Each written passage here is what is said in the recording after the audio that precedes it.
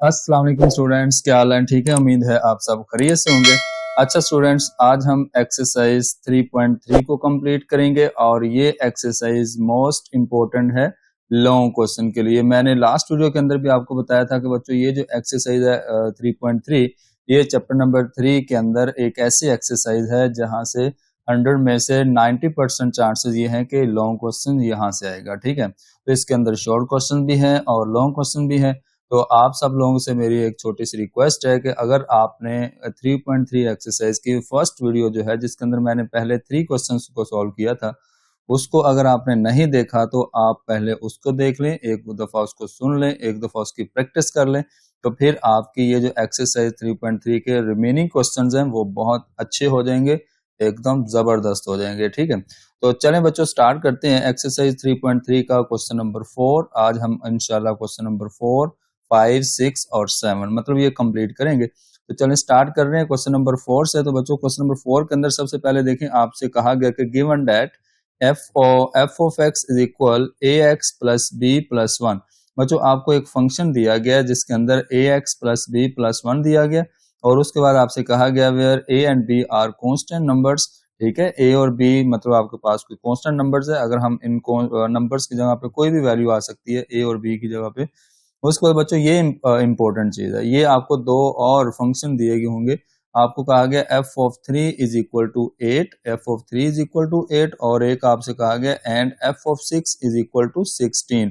ये बच्चों दो बातें बहुत इंपॉर्टेंट हैं। ठीक है, इन दोनों को यूज करके हम इस क्वेश्चन को सॉल्व करेंगे और लास्ट में आपसे बच्चों कहा गया find the values of a and b. आपने ए और बी की वैल्यू को फाइंड करना है।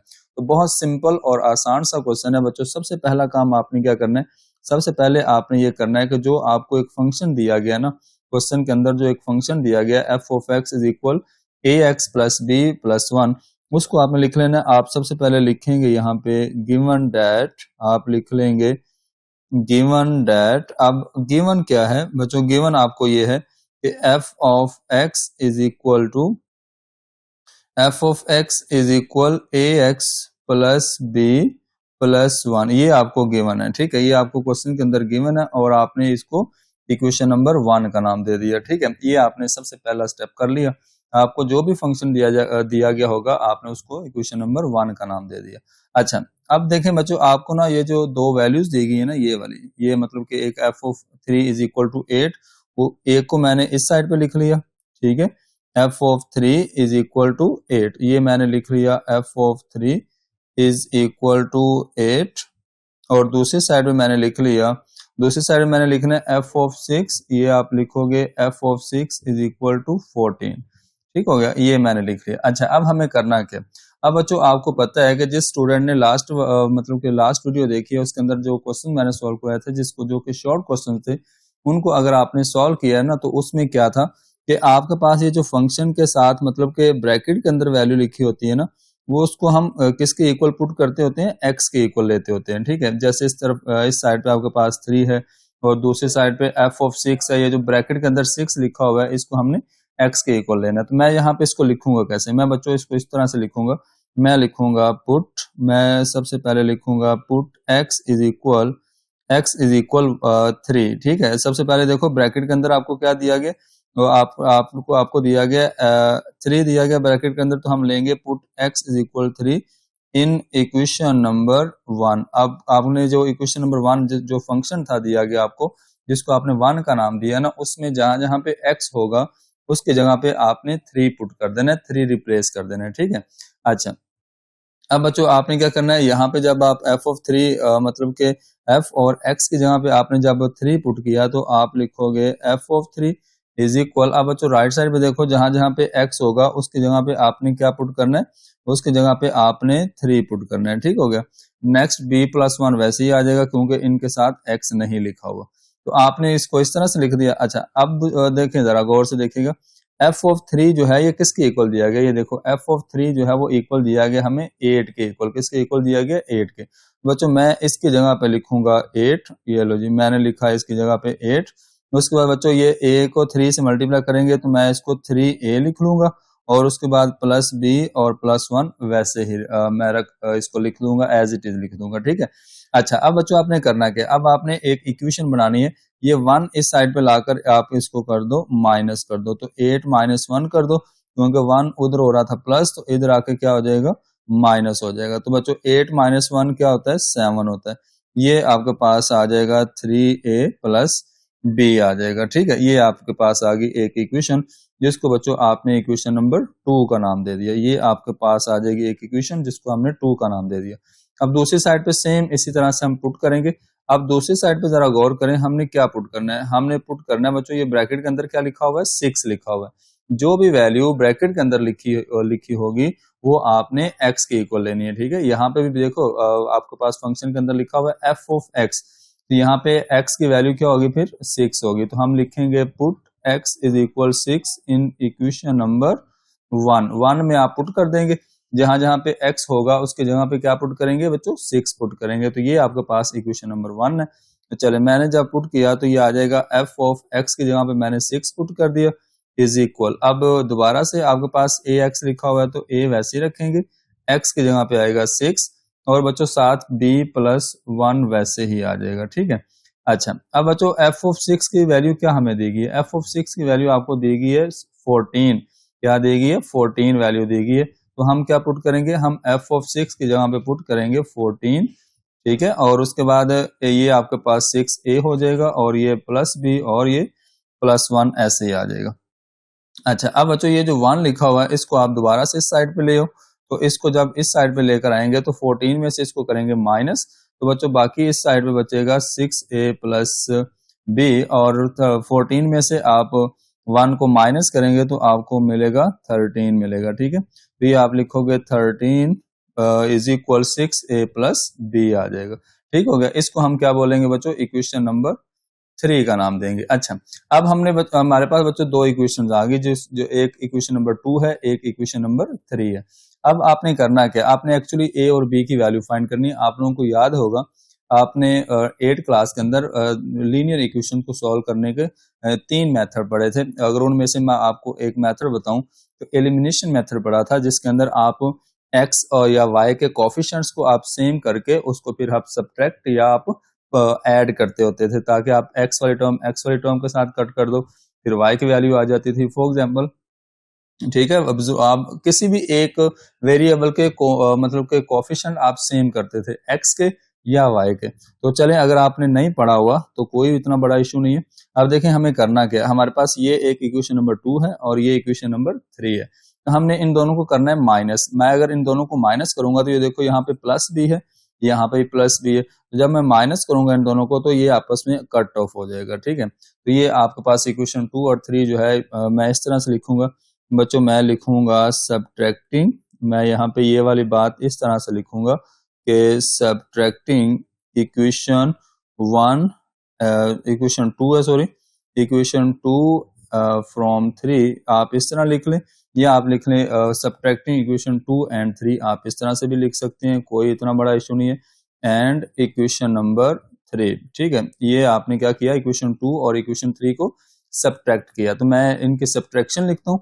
ये देखें मैंने लिखा बच्चों इस साइड पे 7 ऐसे ही लिखा और 3a प्लस b भी एज इट इज लिखा, और जो दूसरी इक्वेशन नंबर 3 है उसको मैंने लाकर इसके नीचे एज इट इज लिख दिया, और ये मेरे पास आ जाएगा 6a प्लस b, तो ये मैंने लिख दिया। अब मैंने इनको क्या करना है, सब्ट्रैक्ट करना है। सब्ट्रैक्ट का मतलब मैंने इनको माइनस करना है। ठीक है, तो इनके साइन चेंज करेंगे। ठीक है, इनके आप साइन चेंज करेंगे, अगर प्लस है तो माइनस लगा देंगे, अगर माइनस है अगर प्लस है तो माइनस, अगर माइनस है तो प्लस। अच्छा, ये देखो बच्चों प्लस भी और माइनस भी आपस में क्या हो जाएगा, कट हो जाएगा, मतलब एक हमारा कांस्टेंट खत्म हो जाएगा, दूसरा हमें यहाँ से वैल्यू मिल जाएगी। बच्चों ऊपर प्लस 3a है, नीचे माइनस 6a है, तो आप इसको कैसे सोल्व करेंगे, आप इसको लिखोगे 3 माइनस 6, तो क्या होता है -3, तो आप यहाँ लिखोगे -3a। ठीक है, इस साइड पे 7 में से आप 13 को माइनस करेंगे तो आपको मिलेगा -6 मिलेगा, क्या मिलेगा -6। अच्छा, अब बच्चों देखें आपने क्या करना है, a की वैल्यू फाइंड आउट करनी है, तो ये -3 इधर आके क्या होगा, ये हो जाएगा इधर आके डिवाइड हो जाएगा, तो इधर a बच जाएगा। ठीक है, अब ऊपर नीचे माइनस से माइनस कट कर दिया, और 3 1s और 3 2s क्या आ जाएगा आपके पास 6 आ जाएगा, तो आपके पास जो a है उसकी वैल्यू क्या आ जाएगी ए की वैल्यू आपके पास 2 आ जाएगी, ए की वैल्यू क्या आ जाएगी बच्चों 2 आ जाएगी। तो ये आपने एक पार्ट इसका सॉल्व कर लिया, मतलब एक वैल्यू फाइंड कर ली। अब दूसरी वैल्यू फाइंड करेंगे तो बहुत सिंपल है, आपके पास जो भी ए की वैल्यू आई है उसको आप पुट कर दो इक्वेशन नंबर 2 या इक्वेशन नंबर 3 में, जिसमें आपका दिल करता है आप उसमें पुट कर लें, आंसर सेम आएगा। चले मैं इक्वेशन नंबर 2 में पुट करता हूँ, मैं लिखता हूँ पुट इन इक्वेशन नंबर 2। आप यहाँ पे लिखेंगे पुट इन इक्वेशन नंबर 2। अब बच्चों इक्वेशन नंबर 2 ये आपके सामने लिखी हुई है, तो इक्वेशन नंबर 2 के अंदर जहां जहां पे आपके पास मतलब के ए होगा उसकी जगह पे आपने 2 पुट करना है। तो इक्वेशन नंबर 2 मैं लिखता हूँ 7 इज इक्वल 3, ए की वैल्यू हमने फाइंड आउट कर ली 2, तो ए की जगह पे मैंने क्या पुट कर लिया, मैंने 2 पुट कर लिया और प्लस बी वैसे ही रहेगा। ठीक है, इक्वेशन नंबर 2 में ये इक्वेशन नंबर 2 है, इसमें जहां जहां पे x होगा मतलब a होगा उसकी जगह पे मैंने 2 पुट करना है। बच्चों 7 इज इक्वल, अब 3 2 का क्या आ जाएगा 6, तो ये आपके पास बन जाएगा 6 प्लस b वैसे ही। अब हमें b की वैल्यू सेपरेट करनी है, तो ये 7 और 6 इसमें से आकर हो जाएगा माइनस, तो क्या आएगा आपके पास 7 माइनस 6 क्या होता है 1 होता है। ये बच्चों आपके पास a और b की वैल्यूज आ जाएंगी, b की वैल्यू 1 आएगी और a की वैल्यू 2 आएगी। ये हमारा क्वेश्चन हो जाएगा कंप्लीट। लेकिन छोटा सा क्वेश्चन है और ये इंपॉर्टेंट लॉन्ग क्वेश्चन है सारे के सारे, इनको आपने अच्छे से सॉल्व करना है, सेम मेथड से आपने सॉल्व करते जाना है। तो नेक्स्ट बच्चों क्वेश्चन नंबर 5 है, इसको आपने सेम वैसे ही सॉल्व करना है जैसे आप अभी अभी क्वेश्चन नंबर 4 सॉल्व करके आए हैं। तो चलें स्टार्ट करते हैं। सबसे पहले बच्चों देखें आपने करना क्या है, आपको जो क्वेश्चन दिया गया ना उसमें आपने इसमें एक फंक्शन दिया गया होगा, आप देखो given that g of x। अब बच्चों आपको जो फंक्शन दिया गया वो g ऑफ x की फॉर्म में दिया गया, वो दिया गया ax प्लस बी प्लस 5। पिछले क्वेश्चन में बच्चों आपके पास ax प्लस बी प्लस 1 था, अब यहाँ पे 5 है, बस ये फर्क है, बाकी मेथड सारा सेम है। उसके बाद where a and b are constant numbers if g of -1 is equal 0, ये इंपॉर्टेंट है और ये भी एक इंपॉर्टेंट बात है। And find the values of a and b, same काम है।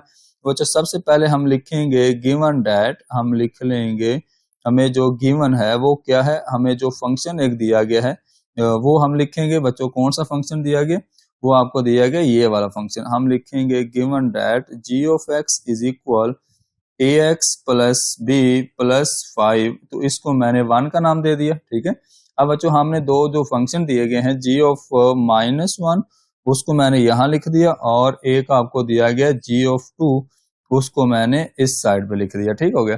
अब इन दोनों को आपको पता है कि बारी बारी हमने यूज करना है और जो मेन फंक्शन हमारे पास इक्वेशन नंबर 1 है उसमें हमने पुट करना है। जरा गौर कीजिएगा हमने करना क्या, अब हम मेरे पास x की वैल्यू क्या होगी, हम x की जगह पे क्या पुट करेंगे बच्चों, x की जगह पे हम पुट करेंगे -1। मैंने आपको बताया कि जो ब्रैकेट के अंदर वैल्यू होगी उसको हमने लेना है किसके इक्वल, उसको हमने x के इक्वल लेना है। तो हम पुट करेंगे put x is equal to -1 in equation number 1।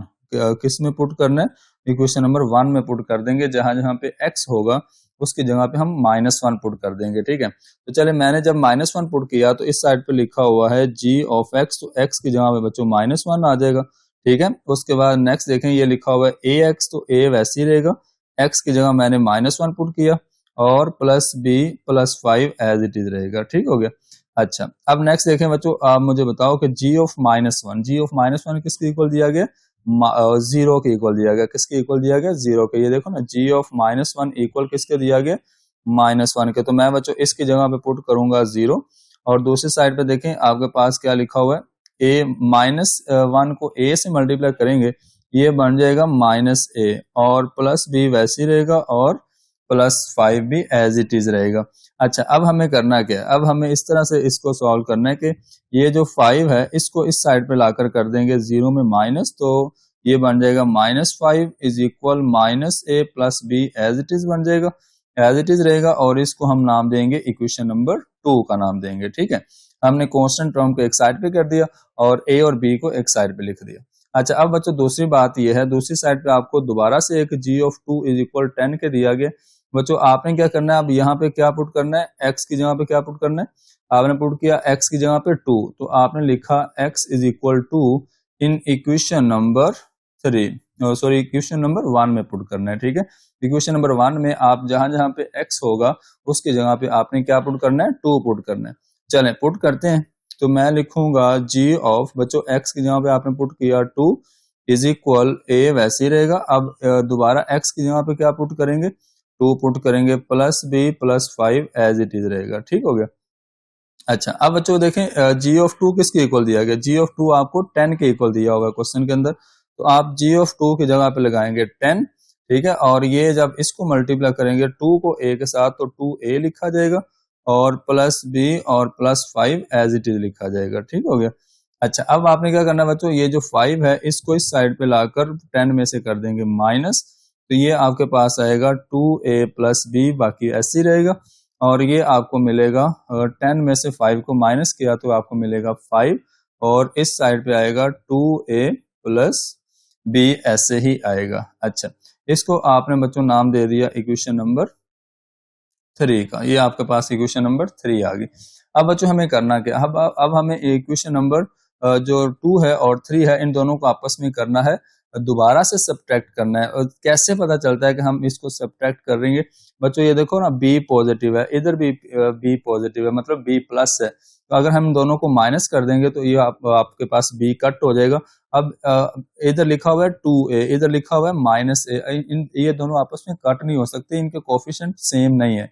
एक का कोफिशिएंट +2 है, एक का कोफिशिएंट -1 है, तो इनके कोफिशिएंट डिफरेंट है, तो हमें उसको नहीं देखना, हमें वो वाली वैल्यूज देखनी है जिनके कोफिशिएंट सेम हो और उनके साइन भी एक जैसे हों, तो हम उनको माइनस कर देंगे। ठीक है बच्चों, हम क्या लिखेंगे, हम लिखेंगे यहाँ पे सब्ट्रैक्टिंग, हम लिख देंगे यहाँ पे सब्ट्रैक्टिंग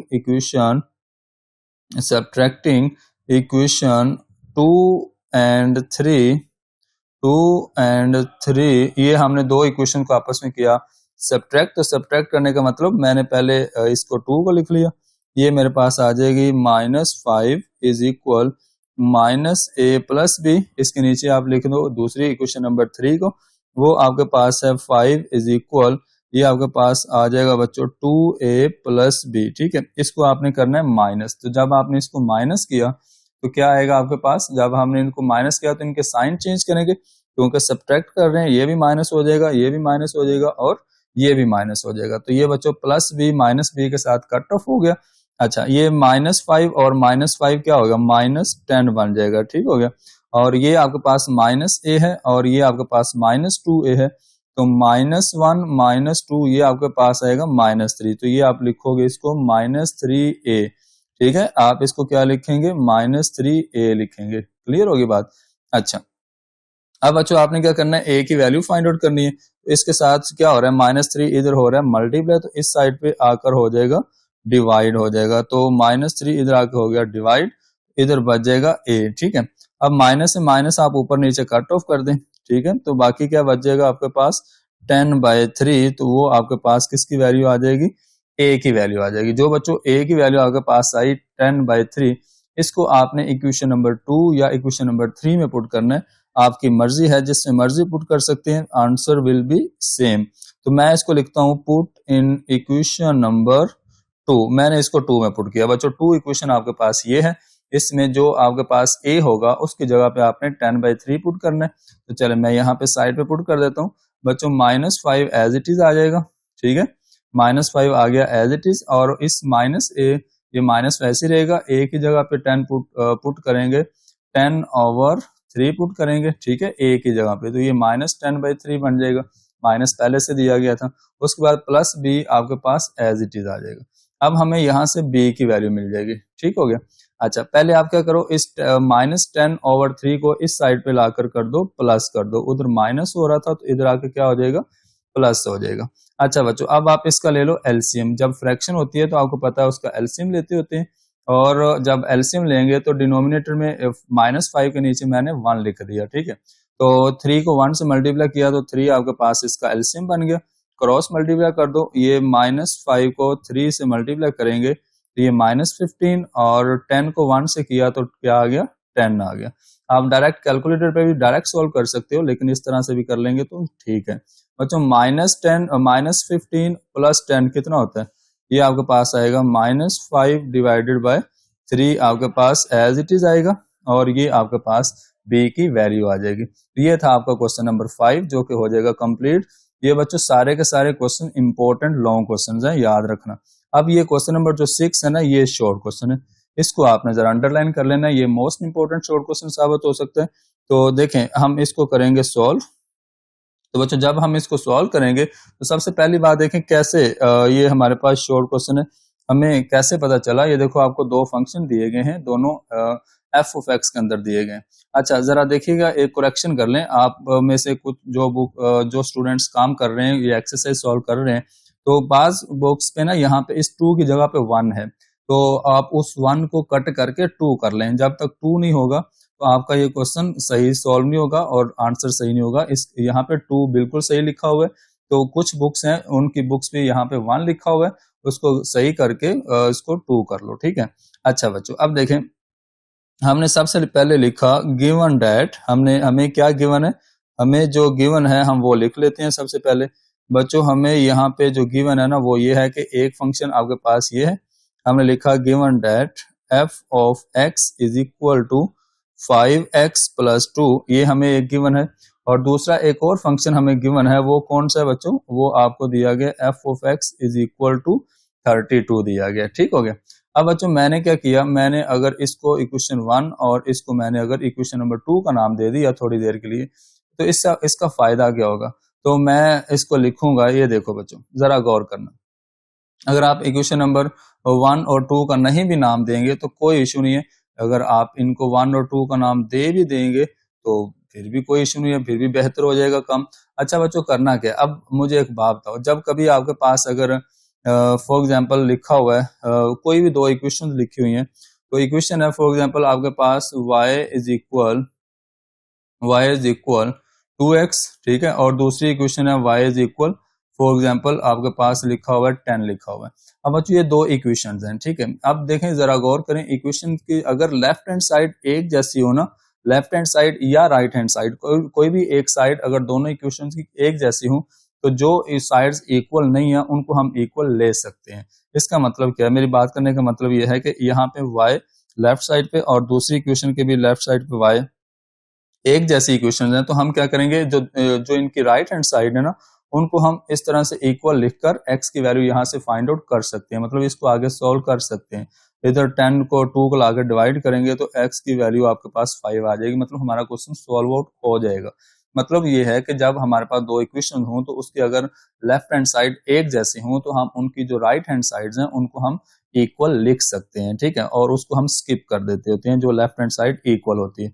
बच्चों यहाँ पे देखो एफ ऑफ एक्स और यहाँ पे एफ ऑफ एक्स दोनों का लेफ्ट हैंड साइड एक जैसा है, ठीक है, दोनों की लेफ्ट हैंड साइड जो है वो सेम है, हम इसको इग्नोर कर देंगे। हम क्या लिखेंगे, दिस इंप्लाइज दैट, इसको बच्चों बोलते हैं this implies that. This implies that का मतलब ये है कि हम इन इक्वेशन को, इन वैल्यूज को, इन टर्म्स को इस तरह से भी लिख सकते हैं।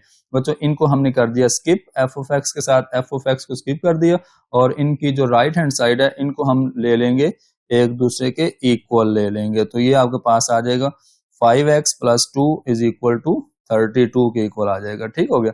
अच्छा अब यहां से हमने करना क्या, एक्चुअली हमने x की वैल्यू फाइंड आउट करनी है। क्वेश्चन में आपसे बोला गया लास्ट पे फाइंड द x, ठीक है।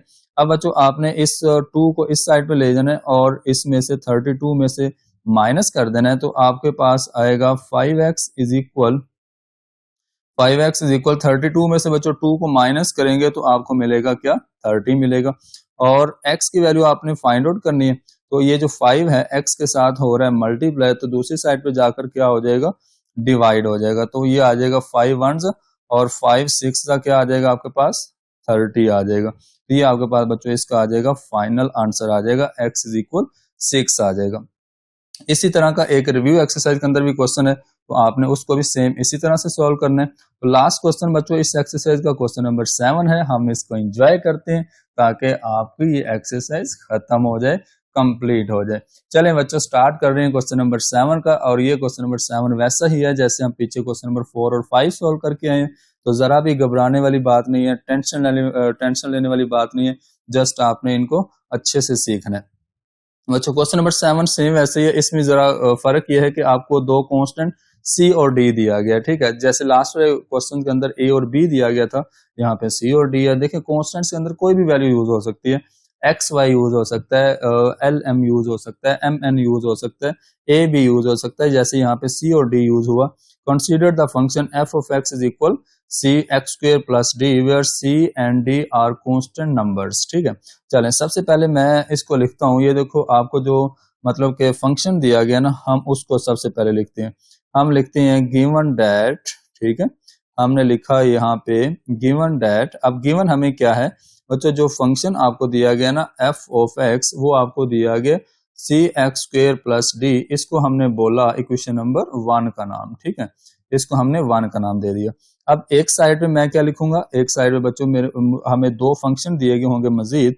एक हमें दिया गया F of 1 is equal to 6 के, और एक हमें दिया गया F of -2 is equal to 10 दिया गया। ठीक है, इसको हमने एक साइड पे लिख दिया। अच्छा, अब सेम तरीकाकार है जैसे हम पीछे क्वेश्चन नंबर 4 और 5 सोल्व करके आए हैं। तो क्या करना है हमें बच्चों, इस ये वाला फंक्शन लेना सबसे पहले, मतलब कि आप ये वाला पहले सोल्व कर लो, ये वाला कर लो, कोई इतना बड़ा इशू नहीं है, जो आपको अच्छा लगता है आप पहले वो कर लें। अच्छा बच्चों, सबसे पहले हमें पुट करना होता है किसके इक्वल, पुट करना होता है एक्स के इक्वल। और कहां से वैल्यू मिलती है हमें, जो ब्रैकेट के अंदर वैल्यू दी गई होती है एफ ऑफ 1 है तो एक्स इक्वल हम लेंगे 1 को, किसके इक्वल लेंगे, F of x is equal 1 in equation number 1। हम क्या करेंगे 1, एक जो इक्वेशन नंबर 1 है जो हमें मेन फंक्शन दिया गया, उसके अंदर जहां जहां पे x होगा हम उसकी जगह पे 1 पुट कर देंगे। ठीक है, अच्छा जी। अब बच्चों आपने क्या करना है, आपने जब 1 पुट किया, कहां पे, ये आपके पास एक x लिखा हुआ है तो इसकी जगह पे आपने 1 पुट किया, और दूसरी साइड पे आपके पास x स्क्वायर दिया गया तो c वैसे ही रहेगा, और x की जगह पे 1 पुट करेंगे तो उसका स्क्वायर वैसे ही रहेगा क्योंकि x स्क्वायर है। ठीक है, स्क्वायर वैसे ही रहेगा, और बाद में डी भी वैसे ही रहेगा। अच्छा, अब बच्चों एफ ऑफ 1 की वैल्यू आपको क्या दी गई है, वो आपके पास 6 है। ठीक है, ये आपके पास किसके इक्वल है, 6 के इक्वल है, तो मैं यहाँ पे इसकी जगह लिखूंगा 6। और अब नेक्स्ट देखें, सी वैसे ही रहेगा बच्चों, 1 का स्क्वायर क्या होता है, 1 होता है, तो ये आपके पास एज इट इज आ जाएगा डी, 1 का स्क्वायर 1, तो ये सी 6 इज इक्वल, सी को 1 से मल्टीप्लाई किया तो सी आ गया, और C plus D as it is आ जाएगा। इसको हम बोलेंगे इक्वेशन नंबर 2 का नाम बोलेंगे, सॉरी क्या नाम बोलेंगे, 2 का नाम।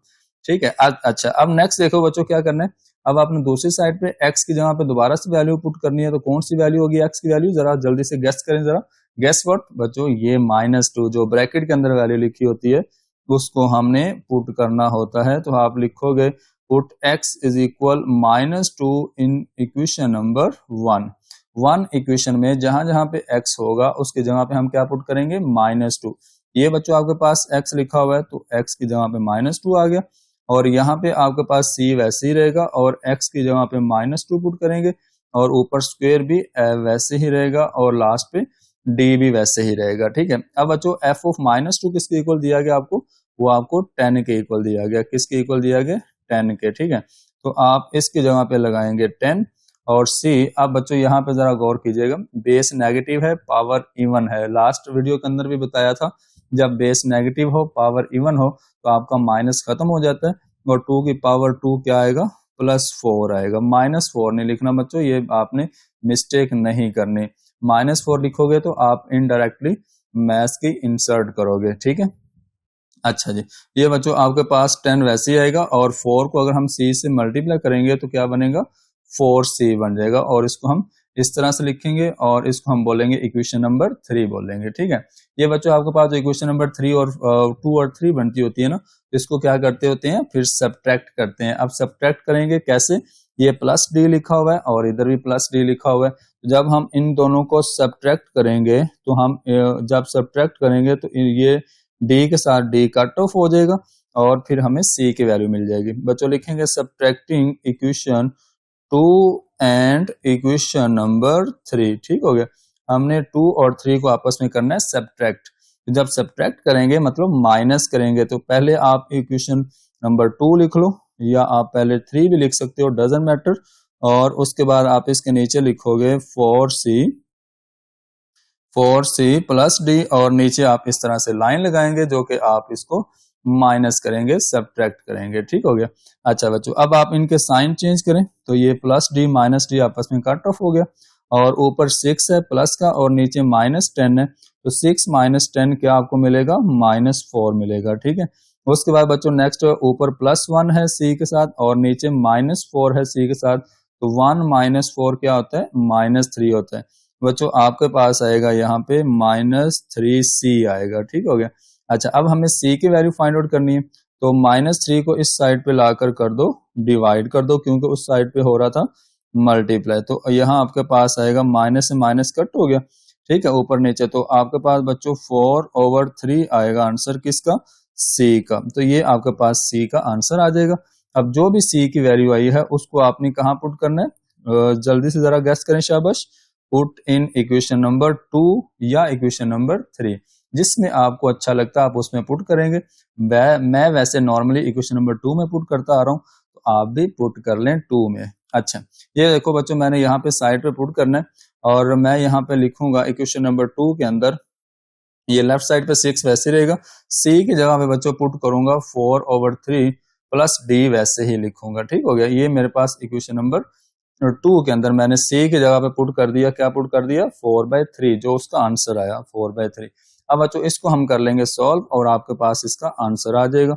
और ये 4/3 सबसे पहले इस साइड पे लाकर कर दो माइनस कर दो, इधर आपके पास डी बच जाएगा, क्योंकि आपके पास इधर दूसरी साइड पे प्लस हो रहा था और इधर आके माइनस हो जाएगा।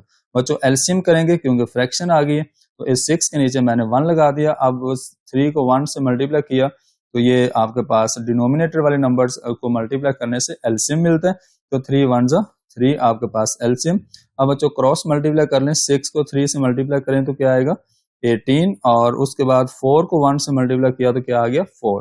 तो 18 में से बच्चों ऊपर आप 4 माइनस करोगे तो क्या आएगा, आपके पास आएगा 14, और डिनोमिनेटर में 3 वैसे ही रहेगा, और ये बच्चों आपके पास किसकी वैल्यू आ जाएगी, डी की वैल्यू आ जाएगी। यही हमारा काम था, सी और डी की वैल्यू फाइंड आउट करनी थी एक्चुअली, और वो हमने इंजॉय कर ली, इसको फाइंड कर लिया।